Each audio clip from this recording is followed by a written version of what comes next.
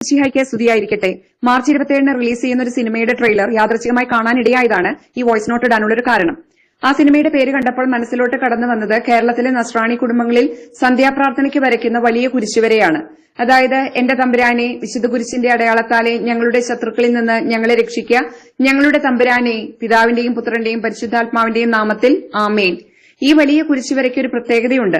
ലോകത്തിൽ തന്നെ കേരളത്തിലെ നസ്രാണികളിലാണ് ഈ വലിയ കുരിശുവര സ്വന്തമായിട്ടുള്ളത്. തമ്പുരാൻ എന്ന് വളരെ ബഹുമാനത്തോടും ആദരവോടെയുമാണ് കേരളത്തിലെ ഓരോ ക്രിസ്ത്യാനികളും ആ പദം വിളിക്കുന്നത്.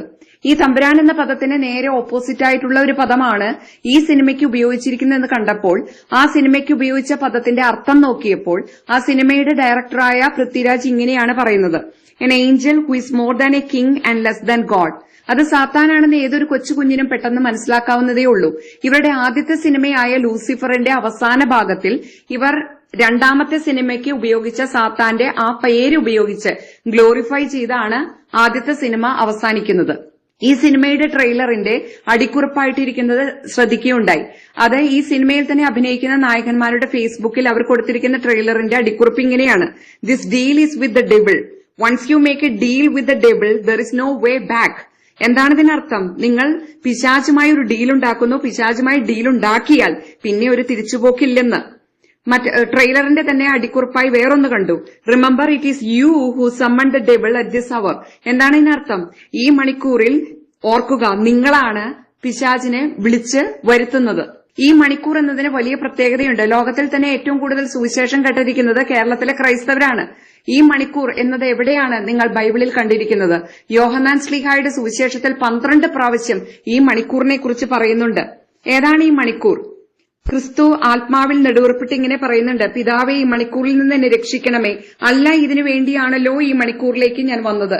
പെസഹ കുഞ്ഞാടായ ഈശോ ഈ മണിക്കൂറിലാണ് പെസഹ പൂർത്തിയാക്കിയത്, കുരിശിൽ വെച്ച് ആ പെസഹ പൂർത്തിയാക്കിയത്. യേശു വിനാഗിരി സ്വീകരിച്ചിട്ട് പറഞ്ഞു, എല്ലാം പൂർത്തിയായിരിക്കുന്നു. അവൻ തല ചായ്ച്ച് ആത്മാവിനെ സമർപ്പിച്ചു. ആ മണിക്കൂറിലാണ് ഈശോ നമുക്ക്, യോഹന്നാൻ ശ്ലീഹായ്ക്ക്, പരിശുദ്ധ അമ്മയെ നമുക്ക് അമ്മയായി നൽകിയത്.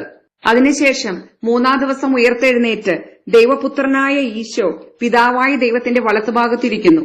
ഈ സിനിമയുടെ ട്രെയിലറിൽ കണ്ടപ്പോൾ ചില ഡയലോഗുകൾ ശ്രദ്ധിച്ചു. ഒരു ഡയലോഗ് ഇങ്ങനെയാണ്: ദൈവപുത്രൻ തന്നെ തെറ്റ് ചെയ്യുമ്പോൾ ചെകുത്താനെ അല്ലാതെ വേറെ ആരെ ആശ്രയിക്കാനാണ്? നമ്മുടെ തന്നെ വിശ്വാസത്തിന്റെ ഏറ്റവും പ്രധാനപ്പെട്ട കേന്ദ്രമാണ് ദൈവപുത്രനായ ഈശോ. ആകയാൽ ജനിക്കാൻ പോകുന്ന ശിശു പരിശുദ്ധൻ, ദൈവപുത്രൻ എന്ന് വിളിക്കപ്പെടും. എന്നാൽ ഇവ തന്നെയും എഴുതപ്പെട്ടിരിക്കുന്നത് യേശു ദൈവപുത്രനായ ക്രിസ്തുവാണെന്ന് നിങ്ങൾ വിശ്വസിക്കുന്നതിനും അങ്ങനെ വിശ്വസിക്കുക നിമിത്തം നിങ്ങൾക്ക് അവന്റെ നാമത്തിൽ ജീവൻ ഉണ്ടാകുന്നതിനും വേണ്ടിയാണ്. പിതാവും പുത്രനും പരിശുദ്ധാത്മാവുമായ ത്രിയേക ദൈവമാണ് കേരളത്തിലെ ക്രിസ്ത്യാനികളെ, കേരളത്തിലെന്നല്ല എല്ലാ ക്രിസ്ത്യാനികളുടെയും പ്രധാനപ്പെട്ട വിശ്വാസ കേന്ദ്രം. ഈ സിനിമയുടെ ഒരു ഡയലോഗ് ഇങ്ങനെയാണ്: പിതാവിന്റെയും പുത്രന്റെയും ഇടയിൽ വിരിഞ്ഞ ഇരുട്ടിന്റെ പൂവ്, തമോഗോളങ്ങളുടെ തമ്പുരാൻ. ഇതെല്ലാം കേട്ട് പരിശുദ്ധാത്മാവിനാൽ പ്രചോദിപ്പിക്കപ്പെട്ട് പ്രാർത്ഥിച്ചുകൊണ്ട് വിവേചനപരത്തോടെ തീരുമാനങ്ങൾ എടുക്കുക.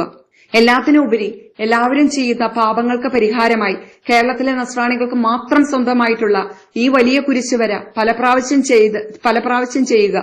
എന്റെ തമ്പുരാനെ, വിശുദ്ധ കുരിശിന്റെ അടയാളത്താലെ ഞങ്ങളുടെ ശത്രുക്കളിൽ നിന്ന് ഞങ്ങളെ രക്ഷിക്കാൻ ഞങ്ങളുടെ തമ്പുരാനെ, പിതാവിന്റെയും പുത്രന്റെയും പരിശുദ്ധാത്മാവിന്റെയും നാമത്തിൽ ആമേൻ.